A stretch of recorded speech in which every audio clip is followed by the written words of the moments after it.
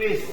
Yang tebal lipatannya semakin banyak, sehingga nanti takutnya jika tergesa-gesa ada terjadi kesobekan di kertas surat suaranya, mengakibatkan nanti surat suaranya rusak atau tidak sah. Terima kasih.